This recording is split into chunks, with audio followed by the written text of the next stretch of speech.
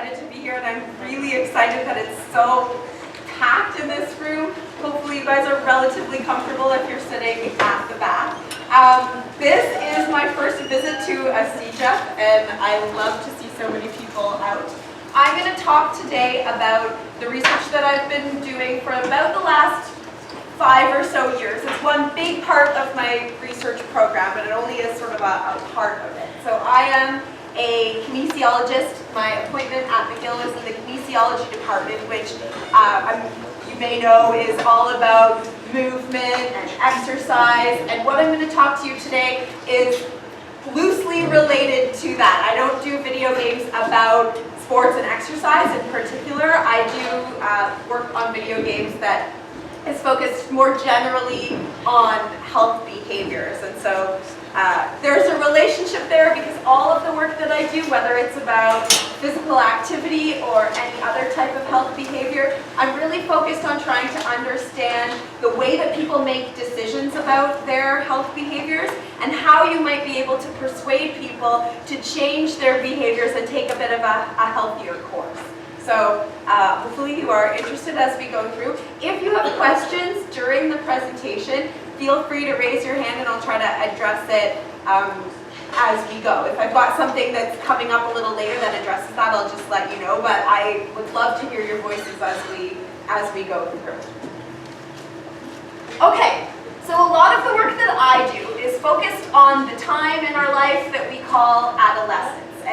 And the reason that I'm really interested in this particular time in life is because this is a time of really immense physical, social, emotional development. So adolescents, young teenagers are not at the point where they are fully developed in terms of their decision-making abilities, in terms of their ability to regulate their emotions. We all know that they're still physically growing, and so there's a lot of change happening at this time of life.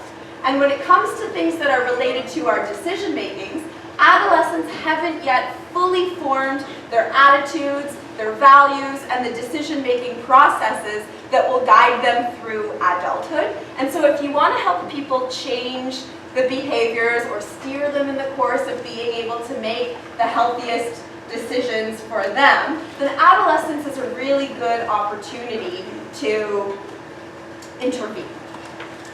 Okay, let's think about a couple things that characterize this time in our life that we're calling adolescence. First, adolescence is characterized by a heightened sensitivity to reward. So you get just extra jazzed when things are going your way. Adolescents are prone to sensation seeking, so adolescents are really looking for that opportunity to feel a buzz, to feel a rush of excitement, and our brains are wired for this at this time in our lives.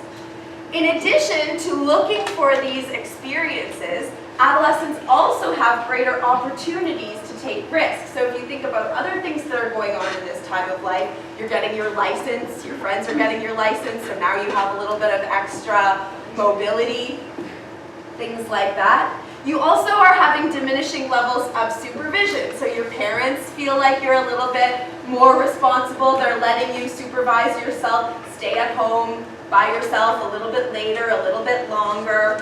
You don't get quite as much supervision at school, in the yard, which means that you have a little bit more opportunity here for maybe taking some risks and not being directly under the supervision of an adult.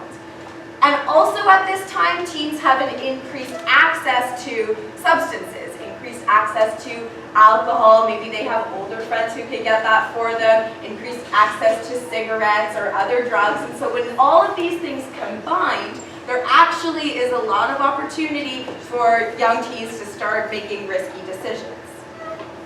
When you look at the literature, you'll see that all sorts of risk-taking behaviors actually usually tend to start for the first time for teenagers when you're transitioning into high school, even older teenagers and young adults. If you're in CJEP or university, this is a prime time for trying out risky things. And so there's increased levels of drinking. People tend to try smoking for the first time, sometime between the age of 14 and 18. Maybe some drug use. This picture in the corner is representing you're maybe just being a little bit more sedentary than you were before, because now as a teenager you have opportunities to make these decisions for yourself. So whereas you may have used to have had your parents saying, get up off the couch, go out and play outside, or try to be active at lunch hour, you are now responsible for those own decisions, and you might start to take a path of less healthy decisions. We've got texting and driving is super common among young drivers, and so all of these behaviors happen. And that is a natural part of our development. It is okay for us to sort of push the boundaries a little bit and see what's going to happen. It is natural for teens to try some alcohol and see what happens. What we want to avoid, though, is dangerous levels of those behaviors that lead into excessive substance use, excessive alcohol use, risky sexual behaviors, risky driving behaviors. Often, individuals who lead a life of crime as adults started to develop those kinds of patterns when they were adolescents. And so that it's natural, we just want to make sure that it doesn't sort of get too far over the top into something that's going to lead to unhealthy adulthood. So you can see that because teens are wired for this risk-taking behavior, and because taking too many risks as an adolescent might lead to longer-term risk-taking into your adulthood, this might be the prime opportunity to intervene with teens, to allow teens to experience some of those risk-taking behaviors, but also to help develop a pattern of healthy lifestyle behaviors that they can maintain into adulthood. So there's evidence that if people don't start smoking before they turn 18 years old, they're likely to remain a non-smoker for the rest of their life. Similar statistics for binge drinking. Crime is one of those factors. Their physical activity, if you're physically active as a teen, you are likely to maintain a life of physical activity. Your nutrition and healthy eating, if you establish a good pattern during adolescence, that's likely to be maintained into your adulthood. And so establishing healthy lifestyle behaviors as an adolescent is a real key to maintaining those and then to maintaining good health into adulthood. Okay, so this is really where I'm focused. I see that adolescence is a prime opportunity for intervening here. Now, despite the fact that that we know that this is the case, that adolescence is a great opportunity to intervene, to set up this pattern of healthy lifestyle behaviors, we're still finding that adolescents engage in a lot of risky behaviors. And like I said, it's okay to engage at the lower level, to test the boundaries a little bit, but we want to be preventing that sort of more dangerous, higher level of risk. And there are a few ways that we as health providers think about doing that in the sort of day-to-day. So we have interventions that happen in school settings. It's particularly effective to have peer mentors, train some peers in a school setting, some individuals talk about, I'll give you an example from smoking prevention research. One of the most effective ways to prevent smoking is to train kids in a school to talk to their peers about the risk of smoking. And when you do that, and you have individuals within a school who actively engage their peers in discussions about the risks of smoking, then you're less likely to see people starting to smoke in that environment. And so school-based interventions where you get peers involved, where you get teachers involved, where everything, all of the learning about these healthy behaviors happens in school, those are pretty effective. One problem with that is that over time, we're increasingly getting, the budgets of schools are increasingly getting cut, so there's less time, there's less money available to run really effective programs in there. Okay, so what else? Another type of sort of health promotion intervention that's been tried and tested is mass media campaigns. So here's an example from Mothers Against Drunk Driving, an advertising campaign that they put out there to express to teenagers and young adults the risks about drinking and driving. This is an advertisement that was actually posted in the building, the gym at McGill where I work. And so they're really getting these advertisements out there to individuals in the sort of young adult age group that are a captive audience and at risk of making mistakes like this. And another type of intervention that is really effective is implementing change in policies. So the image that I have here is a policy whereby cigarette packages have to be covered up at the dep or at the grocery store or wherever you buy the cigarettes. So that the thinking is behind the policy, out of sight, out of mind, you don't see the cigarettes, you're not going to buy them. Limiting smoking on terraces and things like that are other examples that have greatly reduced rates of smoking and then generally caused a healthier population. Because of these types of interventions, school-based interventions, mass media interventions, and policy interventions, we've seen rates of smoking go down, and where there's a focus on safer sexual practices, on binge drinking, we can also see strong effects there. So that is great. But where I focus is a little bit more on individual level decision making, because a lot of these things happen more broadly. So as an example, mass media, those are messages that go out there in the public on TV or on the radio, billboards, posters that you see around, but it doesn't actually help change the way that you as an individual are making decisions. It doesn't equip you with any of the things that you might need to say no to a risky situation. So I focus on sort of 3 key areas that are involved in individual responses to risky situations.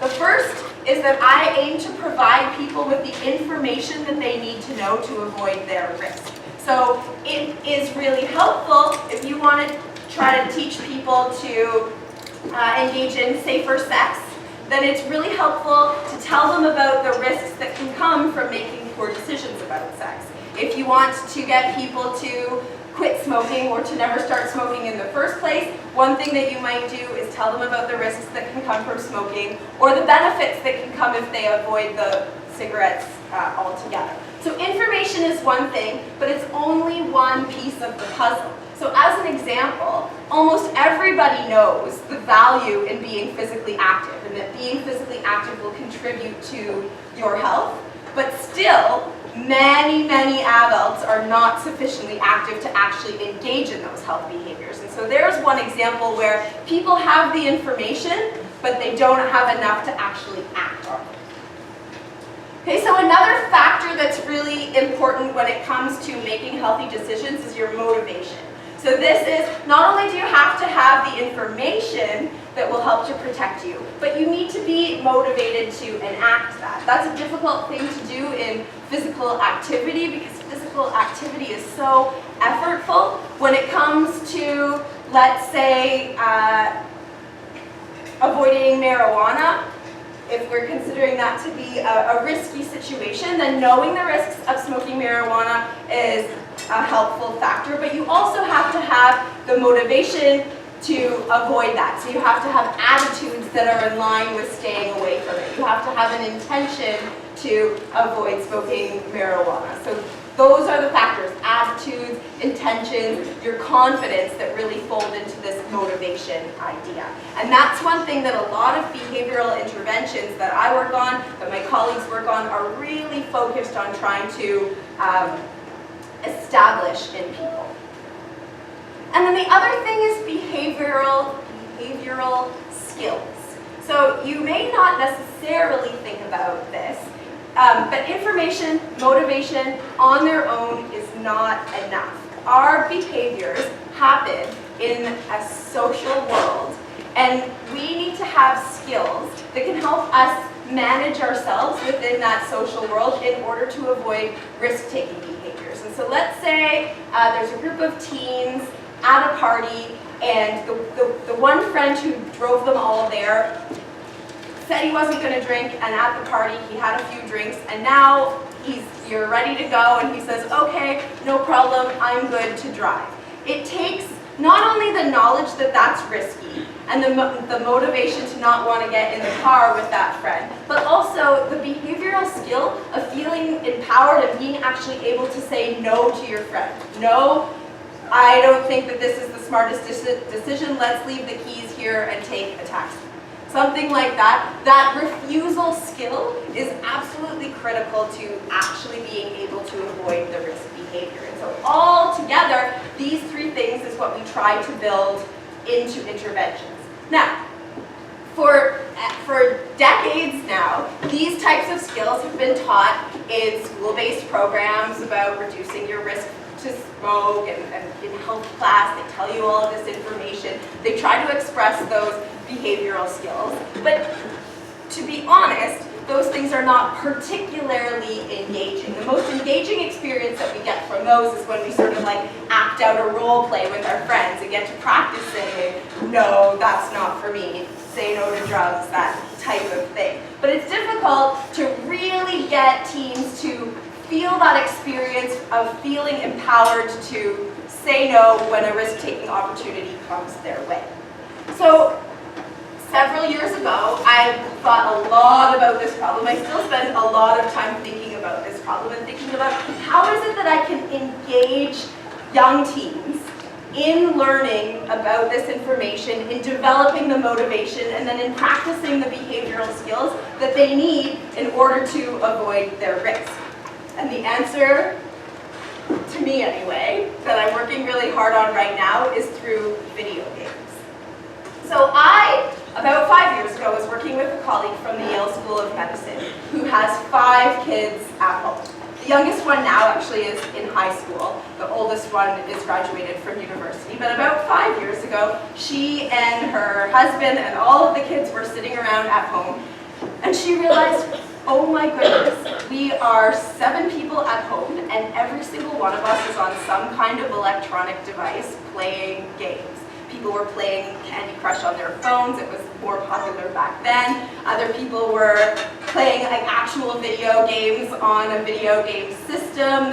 Everybody was involved in some kind of game playing just in the evening. And whoa, this is keeping us engaged for hours at a time. I wonder if this is an opportunity to be able to sort of implant these behavioral lessons, this information, this motivational skills. Like, could we get kids interested and engaged in this learning about risk if we deliver it through video games?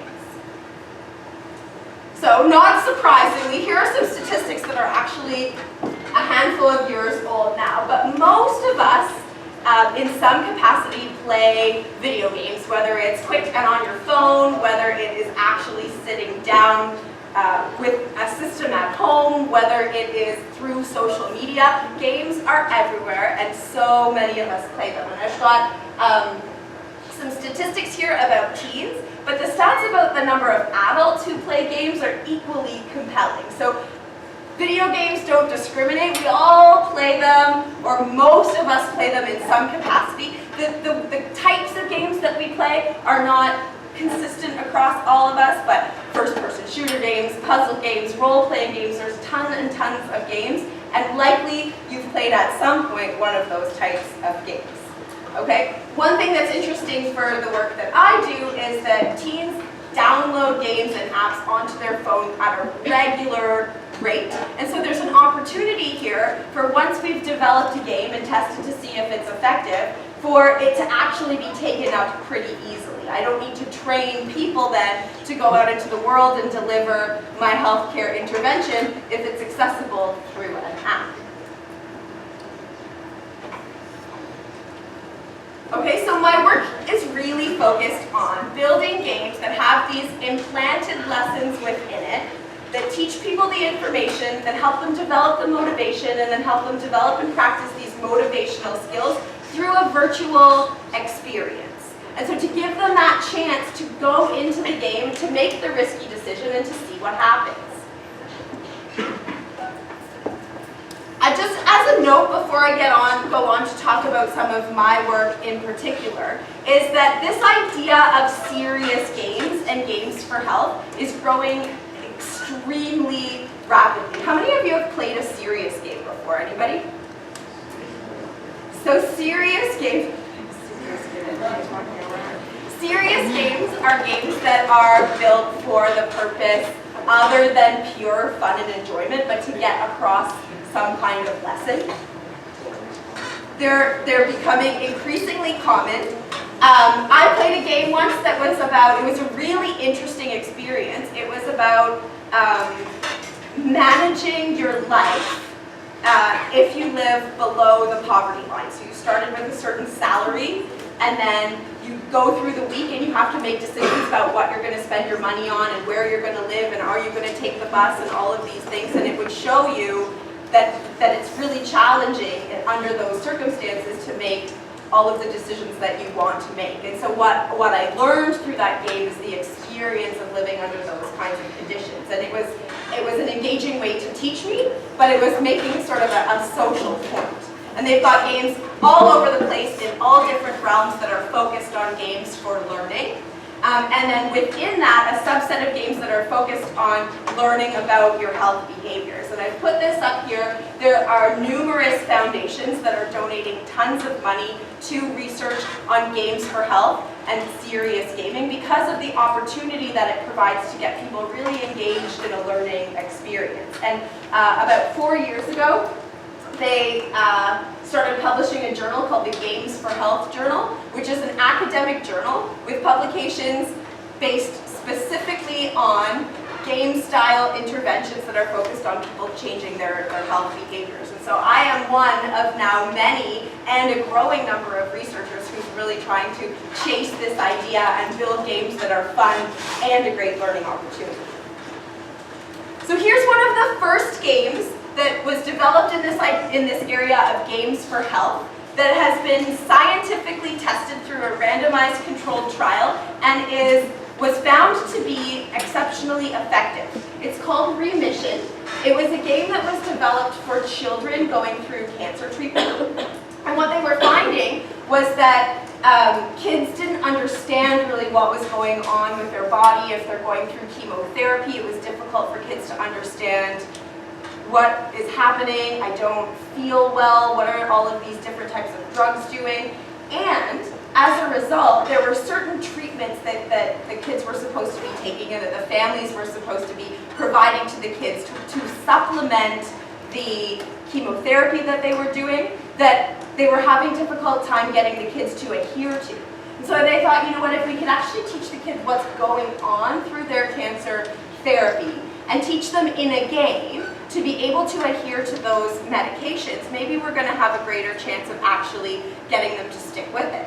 So they developed this beautiful, beautiful game. There's actually 6 mini games, and it's all about cancer treatment and what the drugs are doing in your body, and you have this virtual experience of seeing how these drugs are working to help combat the cancer that's in your body. And what they found was that when kids played this game, they actually learned more, so they had more knowledge about cancer and the treatment and what was going on for them. But they also had a better ability to stick with their drug treatment protocols. So any of the pieces that they were responsible for doing in a self-care type program, they were better able to do after they played this game and they learned about that. So that was really, really promising. And from there, people started going crazy to look at what games could do in all sorts of different areas. So here's a game that's actually been developed locally in Montreal. It's a game about treatment for cystic fibrosis.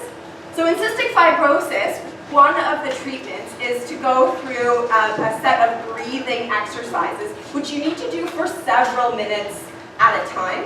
And especially young people don't necessarily have the patience to do it, and I believe it's challenging for them to do, and they breathe into a device, and that's necessary to help treat their disease, but adherence rates to that are low.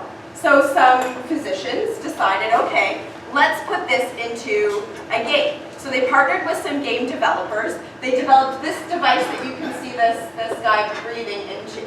And he uses that breathing device as his controller. And he watches on the monitor as he moves these blobs around and tries to make his way through a maze. And this is set up so that what he needs to do into this breathing device mirrors exactly the exercises that he needs to do for his treatment protocol. And what they find is that when kids play this game, they're more likely to complete their series of exercises than they would be if they weren't playing and they were just going through their normal series of exercises. So here's an engaging way to get kids interested and actually finishing their treatment protocol. So lots of promise there. This was a particularly tricky one because they had to actually develop. They weren't just playing it with an iPad or controllers from a regular game. They had to develop the technology to control through breath, which is particularly cool. Sparks is a game that also has some really great evidence behind it. This was a game that was developed by a team of researchers in Australia, and the game was developed to help people, teens and young adults, deal with symptoms of depression, stress, and anxiety. And the villain in the Sparks game, the villains are these negative, automatic thoughts that creep in. And when you play the game, you learn and practice strategies for dealing with those negative, automatic thoughts. And by playing the game, then the players learn in real life what they can do if they're feeling particularly stressed at this moment, or if they're feeling particularly anxious. So this game gives them almost an arsenal of skills that they can use to relieve those symptoms. So a lot of promise in this area as well. And so this really has formed the backbone for where my research began. When I started working on games for health, there already were a handful of games looking at ways to teach people about their behaviors in the health domain. My first game that I was working on was a game about teaching kids about safe sex. So in urban, inner city, ethnic minority, and low socioeconomic status areas, I was in the US at the time, in Connecticut, there are higher rates of new HIV acquisition than in other areas. So we wanted to build a game that could be targeted towards kids from the inner city, and that would feel relevant to them, feel engaging to them, and would provide them with this opportunity to learn about sexual risk and then sort of practice skills to help them avoid that risk. So we developed this game that's called Play Forward, and then the subtitle is Elm City Stories, because I was living in New Haven, Connecticut, which they call the Elm City. And what we ended up developing was this game that takes about 15 hours to play through. Every character goes into the game with a character that they've created for themselves, which we call their aspirational avatar, and I'll show you a little bit more what that looks like in a minute. But essentially, their character in the game travels through life from 7th grade until the end of high school, and they face challenges that you would face in the real world going through high school. And they're not all to do explicitly with sexual risk. In fact, the first story in the 7th grade has to deal with cheating in class. So you show up to class and your friend who sits behind you says to you, you know what, things were really rough at home last night, I didn't get a chance to do my homework, can I copy from you? And you say, okay, here you go, and then you get caught cheating. And so this doesn't have to do immediately with any sexual risk, but it does have to do with risk in your peers trying to persuade you to do something that doesn't feel quite right to you. So the game is very general about risk when it comes to all sorts of scenarios, and then it's got some real learning opportunities that are explicitly more about sexual risk behaviors. Now, you're probably saying to me, Lindsay, it's obvious. Like, players know what to do in the game. If you say, oh, do you want to have unprotected sex with me right now? The player's going to say, obviously, like, no, I know how to win this game. I make the right decision, right? So what we did, knowing that people know the right thing to do, is that we actually locked the scenario for them. So in the game, when you're exploring this scenario in grade 7 or grade 8, any of the scenarios, you're actually not able to make the right decision right away. And you're forced to explore what happens if you make the riskier decision first. And so you can see what happens in that world if you weren't able to make the right decision. And then once you've developed through some mini games your me power and your knowledge power and your refusal power, then the right decision, the less risky decision is unlocked for you, and you could resolve that part of the story. And so this sort of forces people to see what could go wrong if they didn't have the skills they needed to change their risk scenario. So I'll show you what those skills look like in our games. First of all, if you're going to make healthy decisions in your life, you have to feel empowered. You have to feel engaged. You have to know that your future relies on the decisions that you make. So the very first thing that people do when they go into our game is they think about, what kind of future do I want to have? They set up their aspirational avatar. So in a number of different categories, we have the players select, what would you like your world to look like in the future, once you're an adult. And I should mention this game was developed for young teens, age 11 to 14, because we wanted to get to them before they started having sex. And so all of this is meant to sort of prepare kids for when they get to a situation where they might have to make some serious decisions. So they go in, they talk about who they want to be, what kind of career they want to have, what they want their home to be like, what kind of people they want to have around them, what they want their health to be like, and they can choose pretty much from almost an infinite number of options, and then they set up their world. And then every game session, they can end by going back to see how are they doing so far towards this world. I'll show you that in a minute. So they go in, they load themselves up with the ideal me, and that's the character that they play the game with. Okay? So then they travel through these scenarios in each grade, and then they're required to play these mini games to develop some skills in order to unlock the different scenarios. And so they play games like the knowledge game. So this is the game that provides the information to the kids. And so the way that this scenario works is that we've got characters just hanging out in a schoolyard setting, and they're having a discussion. Sometimes a kid says something that seems totally outrageous. Sometimes kids say something that just is seemingly benign. And you start by making a decision about, okay, is what they're saying to me true, false, or just their opinion? So you have to really think about what your peers in the class or in the schoolyard are saying to you.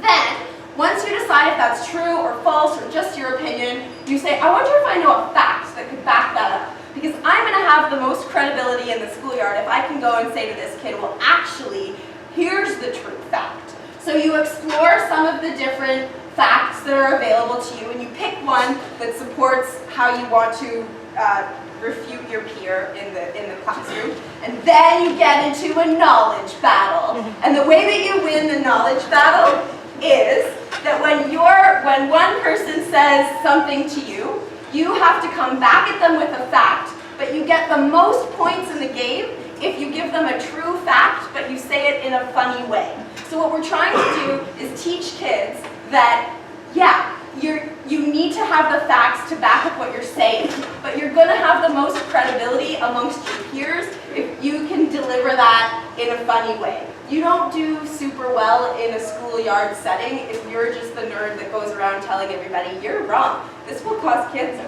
you're wrong, blah, blah, blah. Okay? But people will listen to you if you give them meaningful facts and you make it funny. And so this game has you battling your opponent, going back and forth with facts and trying to be funny. And then we bring in these groups of peers to cheer you on along the way if you say something that is particularly good. Okay, so this is our way of trying to teach the information, but to try to be kind of fun and funny about it. Okay, the next thing that is really critical is the ability to actually refuse and say no. And saying no to your peers involves way more than just feeling confident saying no.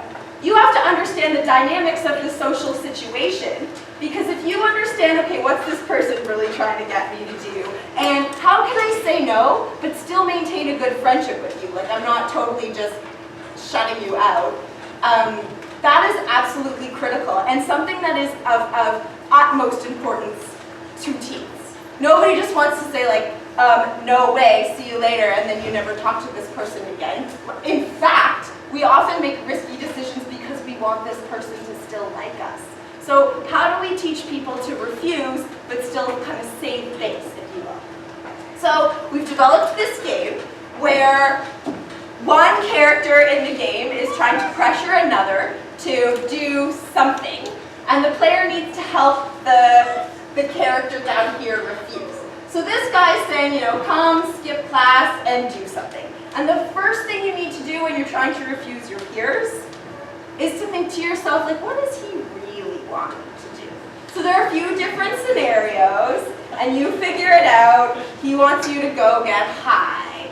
And so you're going to say, like, I don't know, I don't think I really want to do that, and he's going to mount a pressure attack. So he's going to come at you and try to persuade you to go along with him. Now the thing that I think is really important in this game is that you don't just say like, oh, no thanks, see you later, and then you're out. If you make a mistake, if you don't give them the strongest refusal that you could, then he's going to come back at you again with more pressure.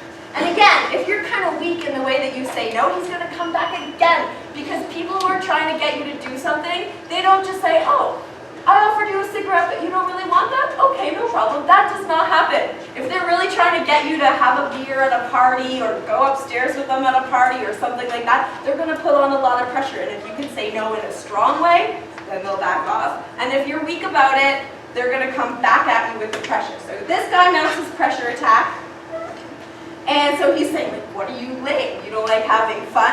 So now you have to decide what strategy he's using to try to put pressure on you. Okay? So now you're feeling a little bit more equipped with, I know what you're trying to do here, and I'm going to be able to say no to you.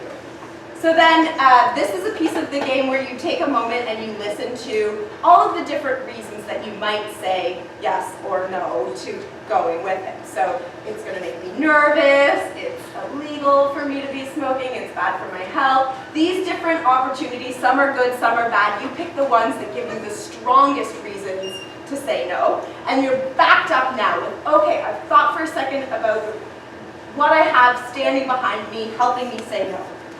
Okay? And then you choose your strategy.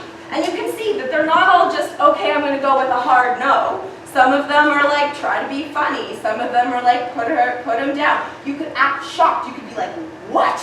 You want me to leave? I have class this afternoon. And if you sort of act in that way, he might be like, okay, yeah, I get it. You're trying to say no. So there are a bunch of different strategies, and you pick the one that you think is going to be the most effective. In the end, after you've gone through a few iterations of this and chosen the most effective way, he gets shut down and you've refused, which is great. Or if you're not able to successfully shut him down, and you go again. Play a new round of the game. Okay, the next little piece in this game is, I think, one of the most effective components of this game, because this is all about understanding the dynamics of your peer interactions and trying to figure out how you can decide if somebody's going to have a positive influence on you or a negative influence on you. So essentially what you do in this game is that you are going to investigate all of these characters at the bottom of the game. And so we're looking at Travis right now, and if you look on the right-hand side, you can have the option to hear what Travis has to say, or to look at the last text message that Travis sent, or to look at pictures that are posted of him on social media, or to see what his Facebook page says. So you explore Travis, you find information, this one's actually about Amber, but you find information about, oh, there's pictures of Amber sneaking cigarettes into the bathroom. That seems risky. Okay. Once you've investigated all of the characters, you place them on this rainbow. You choose the people who you think should be your best friends, and you put them closest to you. And then you put the people who are maybe more risky, or you don't want to associate with, a little bit further away. What's going to happen after you've placed everybody is you're going to start getting invitations from them. If you accept an invitation, like they say, oh hey, do you want to go watch the soccer game after class? If you accept an invitation, you're going to get big points from people who are your best friends, so like +9 if you accept an invitation from a close friend. And you're going to get fewer points if you go along and accept an invitation from somebody who isn't such a close friend. But you're also going to lose a lot of points if you say no to a risky friend or to a close friend. So if this is your best friend and your best friend is saying, come to a party with me, you lose a lot socially if you're like, no, go to the party by yourself. Whereas if somebody that you hardly know says, why don't you come to the party with me, you don't really lose that much socially by saying no. So you're going to get these invitations from people, and your goal is to maximize the number of friendship points that you get, but avoid getting 3 strikes. And 3 strikes you get if something risky happens. So let's say you say, okay, yeah, I'm going to go to the party, this is my best friend, I'm going to do it, and then the party gets busted by the police because you're being too loud and there's underage people drinking.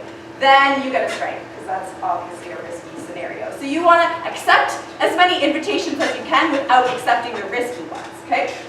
So that's how that game works. Another key piece here is that it tells you sometimes who else might be going.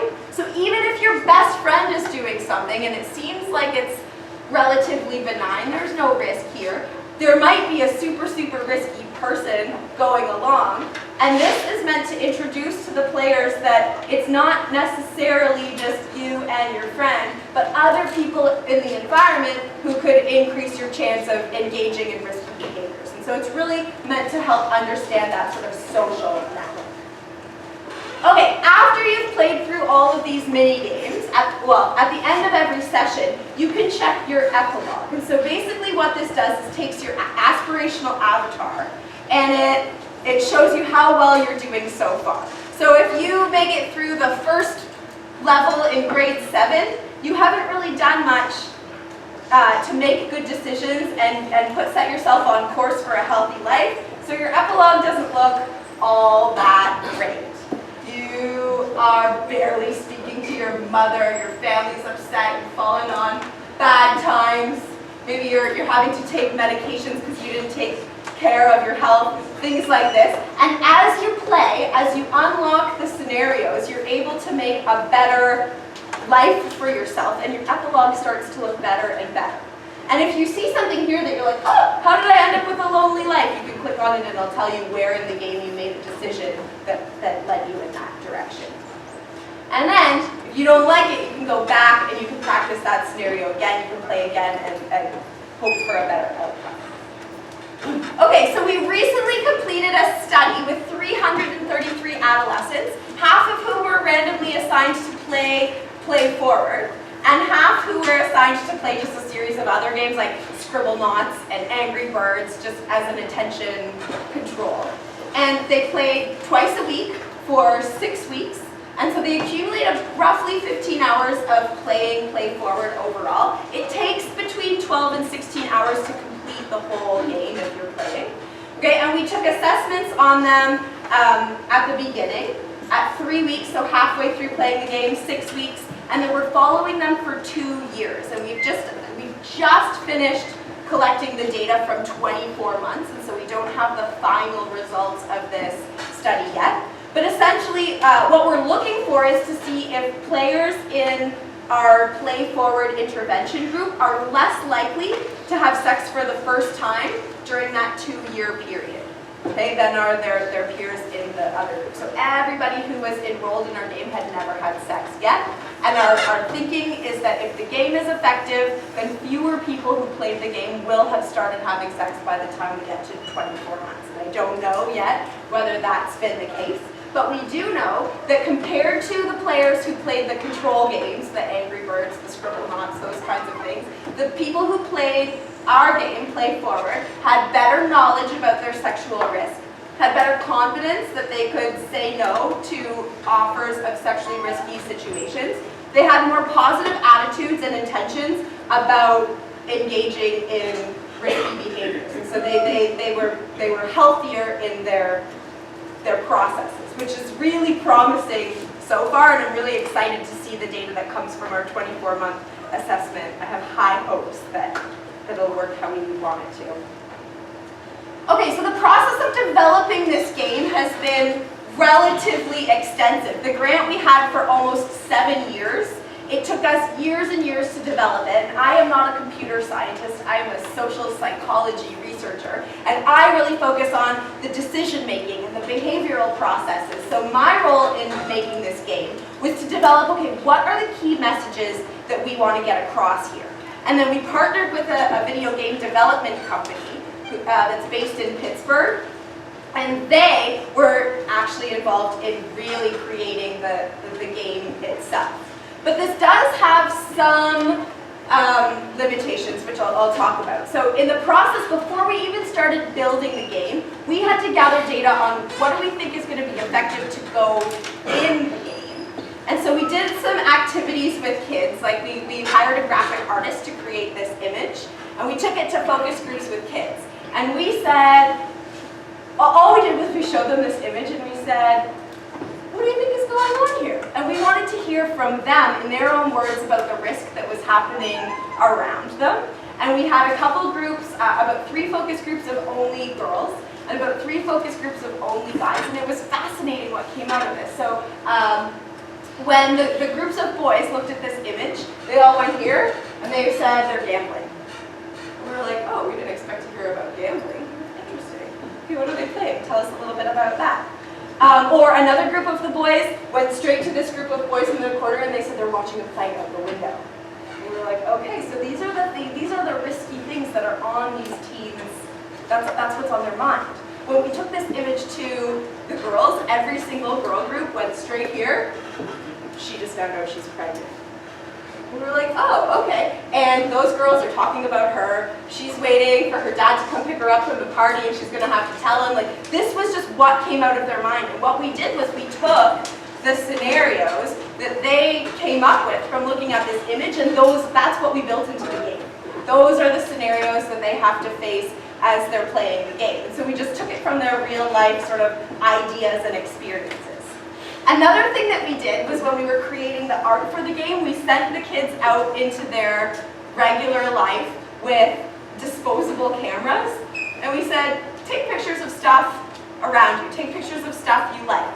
And so they brought us pictures of their hairstyles, of their bedroom, of their clothes, of their friends, of their school, and then we took all of those images and we sent them to our artist, and then our artist recreated all of those images, and then that's the art that made the game.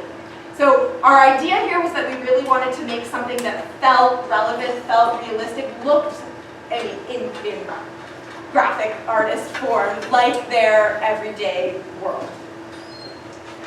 Okay, another challenge that we had here, that's something that was difficult for us, was developing a common language with the video game developers. So I think all the time about behavioral risk in my life, and video game developers think about coding and what's going to make a game engaging for players, and it turns out that we use a different type of vocabulary. When I say one thing, I think it means something to me, it means something different to them. So when we first started creating this game, we said to the video game developers, we want a game that teaches the kids how to avoid their negative influence peers. And so if there's somebody in their class, in their school, who's risky, we want to teach them to be able to stay away from them. So the video game developers went away for 3 months, and then they came back, and they developed this. This was when the iPad actually was like first came out, and they came back with this game that was like on the screen of an iPad. There were just these characters that were supposed to represent negative influence peers, and then the player was supposed to take the iPad and just like move around them on the thing, which is exactly what we said to them. We want them to learn how to avoid negative influence peers. So there they were. But when you think about whether that would translate into real life, of course it wouldn't. So then we had to develop a system for teaching them what we mean when we say words like that. And then they would come and say, okay, well, don't use those words because that means something else to us. And so we spent a lot of time trying to develop that common language. Another thing that we're just working on doing, because not many groups before us have actually done this, is we're trying to figure out how to use data that we get from the game to figure out how we can assess whether people are learning in the game. So we have time-stamped data. We could recreate every player's game. We could recreate every decision that they make. We know how long it took them to make a decision, but we know all of these things. We know what level they got. We know whether they looked here first and then went here, all of these things. And we're developing systems right now to use those data to try to understand how people are learning through the gameplay. And it's a slow process, and we're having to bring in computer science experts who know a lot more than we do about those kinds of things, but then map that onto what we're doing with psychology of behavior change to try to figure out if we can pull something meaningful out of those data.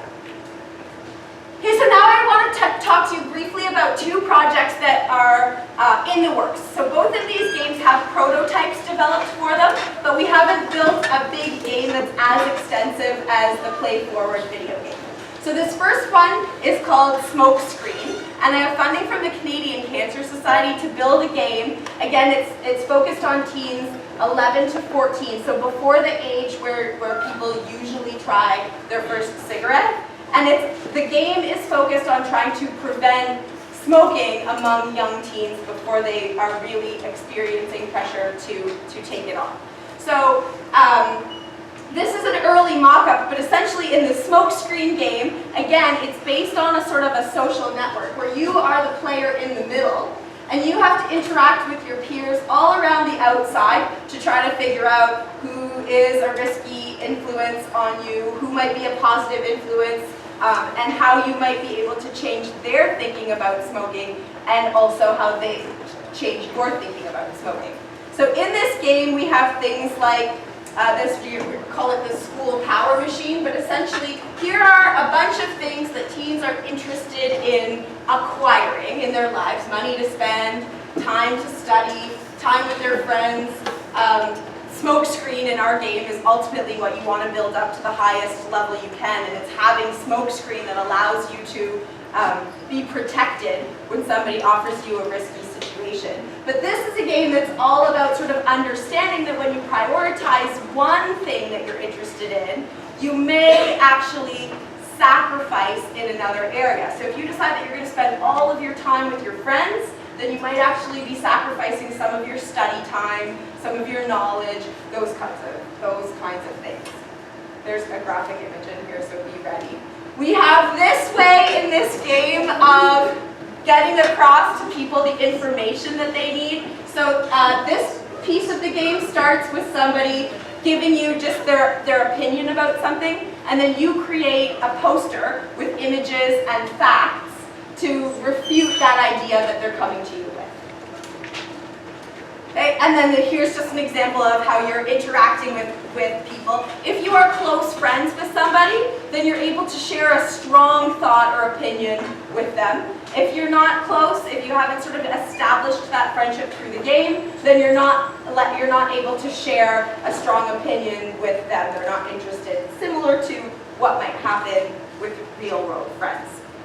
So this is built in prototype form, and we did a preliminary test where we had 25 young teens play this game. Not as much playing time as before. They played for 6 hours in total. And what we found so far is that their confidence that they're able to refuse offers of cigarettes from peers went up significantly. They also are learning more information about the risks of smoking. And what was most important to us in this prototype stage was that they really liked playing. So they reported that they felt engaged by the game, that they felt connected to the players, that they would play again. That was a good sign for us. And it was, luckily for us, enough money for us to secure funding to build a better version of this game that's smoother to play, that looks a little bit nicer, and that can offer more to the player. Okay? We've got another game. This is a game that I'm really excited about. We built it first in a paper prototype. So it came out like a card game, and we call it One Night Stand. This is targeting older folks, and so this targets young women. It's specifically focused on women at this point, aged 18 to 25. And the goal of the game is to empower women to talk to their sexual partners about using condoms and getting tested for sexually transmitted infections and HIV. Okay, so it's this multiplayer social card game where everybody's got cards in their hand, and what you're trying to do is end up with the best date at the end of the night.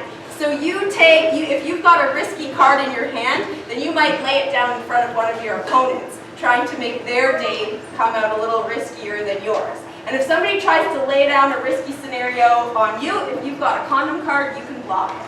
Things like that to teach you about what makes for sexual risk and how you might protect yourself against it. So again, we've done a little bit of a pilot test of this game with 21 young women, and we're finding that the game actually there is some evidence that it's starting to influence these important variables, information, motivation, that will protect them against sexual risk. And so now what we're working on is building this card game, turning it into an electronic video game that you could play, and ideally something that you could play online with other people. So I guess I'm going to finish off with this slide, because the question that always comes after I present to people about these video game interventions is like, Lindsay, what's going to happen with this? Like, do you realistically think that a young teen is going to decide to play forward or smoke screen instead of like, Grand Theft Auto or something like that? And realistically, our answer is no. I mean, I would love if that was the case. By all means, if you're interested in playing these games. But realistically, we think that these will be supplements to other conversations that happen about risk. So, as an example, we are building, adapting for multiple platforms so that people will all be able to access the game. We've tested them all on iPads, but we're building web-based versions, computer versions, all of those types of things. But then we actually are thinking that probably the people who will uptake these games most are teachers who are offering these kinds of programs and want to have a fun way to teach students about it, or parents who want to have a way to initiate a conversation with their kids about these things. And then we've got a lot of interest from community programs. So for example, after school programs who have kids for a couple hours after school and are looking for sort of academically oriented things to do with them, but also ways to keep them interested. So all of these games are coming with support manuals for those folks, as well as websites to accompany the game, so that if players or their parents or teachers want more information, we've got that available for them. And then some of the games, depends on how the game gets funded for our research, but some of the games will be made, well, all of them will be made available, and some of them for free. The one that I'm developing with the Canadian Cancer Society will be available for free once it's officially been tested. So that is it.